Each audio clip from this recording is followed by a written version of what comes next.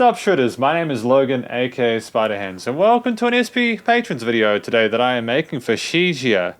I hope I'm pronouncing that correctly. Shijia, titled The Lone Ranger, and this is a track from JJ Lin. And if we switch over to here, when I hear The Lone Ranger, it kind of reminds me sort of like country or like cowboy music or something like that. So we're gonna hear this track from start to finish. Here we think, and yeah, let's make it big and let's go. Fantastic panning of that steel string. I'll talk about why in a sec.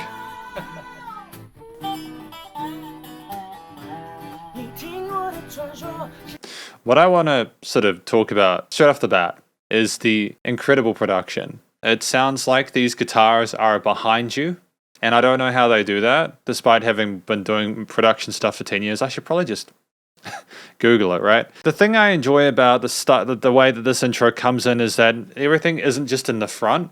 It sounds like you're surrounded by the music. The finesse and technique displayed by that slide guitarist is absolutely sensational. And then you've got the charisma, the fluidity there, the energy coming from JJ Lin on the pipes. It's going to be a good time, I think.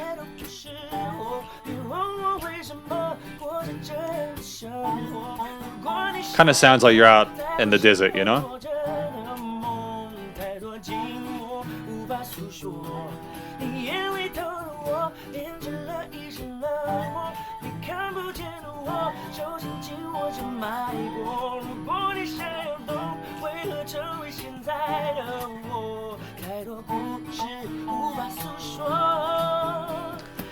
Let's just pause before we go any further and talk about the other guitar on the side as well. It's a little more simplistic in the way it's accompanying the slide on the left side and the vocals in the front. Because JJ Lin is killing it at this point. He is smashing it out of the park. It's not just the intensity, the emotional expression coming from JJ Lin as a singer, but it's also the technique, like those little bits of vibrato and those little runs along the scale lines and stuff like that. We're repeating some key melodic phrases here that are catchy and meaningful, and there's a bit of angst and tension and turmoil in there as well. That to match the intensity of some of these 7 flat 5 chords that we've got on the guitar parts. It's just an excellent atmosphere established in this verse section. And that bass is not expected, but it's welcome.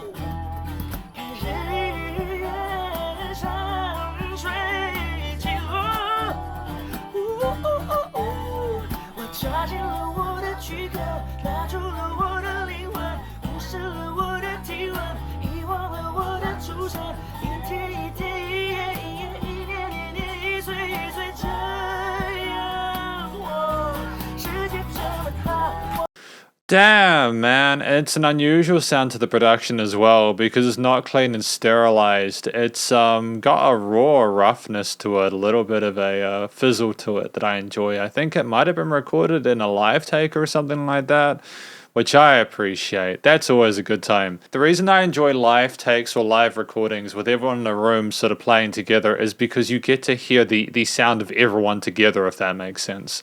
A lot of the time when musicians will record stuff, especially with the last few years with COVID and all that, people have had to record by themselves. And so you'll get the sound of one musician in their room and then another musician in their room. And the challenge for the engineer is to make it sound like everybody's in the same room. But when you are able to record everything live like this with everyone together, there's also the chemistry between the members of the band. And it just makes for a really special experience. So this is a really great sounding track, both in terms of the actual music and the way it's been polished and perfected in post. Nice percussion there with the claps, man. The claps are so cool, dude.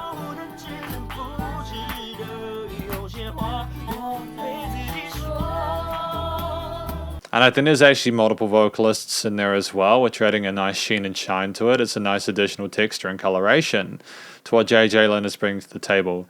But just those claps are a nice substitute for a snare drum that you get in a lot of different styles of music. You know, the snare drum on kits, even electronic stuff. I think it's great stuff. It's been well thought out. It does have that wilderness vibe to it. Are they playing a cajon? You know, do you know what I mean? Like the boxes that people sit on and they go boom, da bum, boom, boom. I've actually got a cajon off screen. I don't know if you can see it. It's actually just down there somewhere. It's down there in front of the guitars, but just the room, you know, I need a bigger room basically. But yeah, no, I think they're playing a cajon for the percussion side of things, and I just think because it's so subtle and it's not a sharp sound like with a lot of drum kits, even with brushes, sometimes you can get a bit of a shimmer in there that may be a bit uncharacteristic and may clash with the sound of the slide guitars. The slide phrasing is fantastic.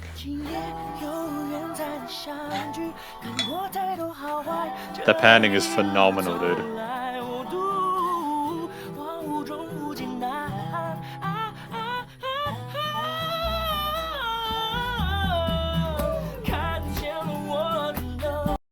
The fact that they managed to follow him, going from that right side of the stereo field into the center, is very impressive. As someone who has worked with automation and digital audio workstations before, you kind of have to put the fader or get the pan, because it's like a little pan button that you have or a little pan knob, and you rotate it to match where the person is in the stereo field. And you can automate it so that the computer sort of learns that, sort of programs it, but to retain that dynamic range as well, to know to be explicitly placed that far away from the opposing chorus, choir, like background vocals. You know, it says here, experimental debut album. I love it. It's what we need in modern music. We need people to experiment. There's already so much of the same.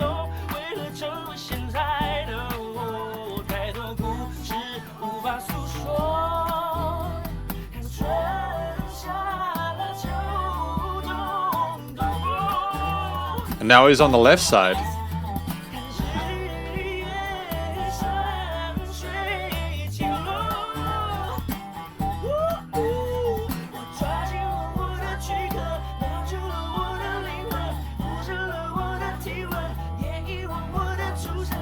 I can't understand how they've managed to get that intensity to that stereo padding there, whether they've used a plugin to make it a lot wider. It's like cinema grade production. Like it's the kind of stuff you need if you're watching a movie with like big headphones, when you have like the 7.1 surround sound. It's not the typical experience you're going to get from music nowadays, you know. A lot of it is in the front. It sounds like you're surrounded by these musicians. It's so dope.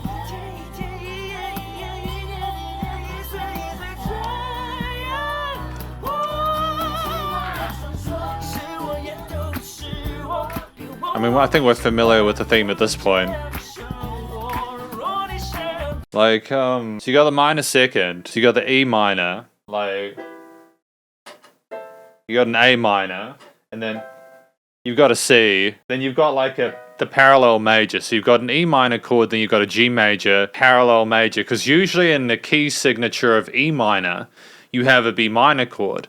But what's giving it a little bit of extra sort of sparkle and pizzazz is that he's messing around with the expectations of the listener in this set of chords that work well together, and he's using something entirely out of the box, and I think that's phenomenal.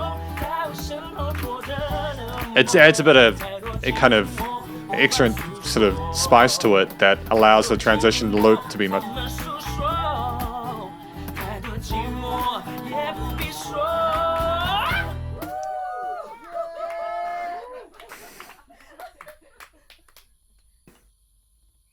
Damn. Shijia, what have you brought forward to me today? What a banger of a track. What a banger. I actually really enjoyed my time with this. This was a great song. We've also got lyrics here kindly provided by Shijia. Translated with dpal.com, because it can be difficult to find English versions of these, you know, so I really appreciate the effort people put in to helping me understand it, you know? It is sad to know that a Lone Ranger is a lonely fellow, you know? Losing sense of self with the world day by day, season by season, year by year, confusing an apathy for not feeling any passion, or perceived apathy, the perceived indifference, confusing that for apathy, you know. It's an interesting sort of concept to think about. I kind of like the way this ends. The legends you have heard are me, but they are not me. Don't ask me why I chose this life. If you want to understand the dreams that are carried behind me, too much loneliness to tell, how do you explain their loneliness?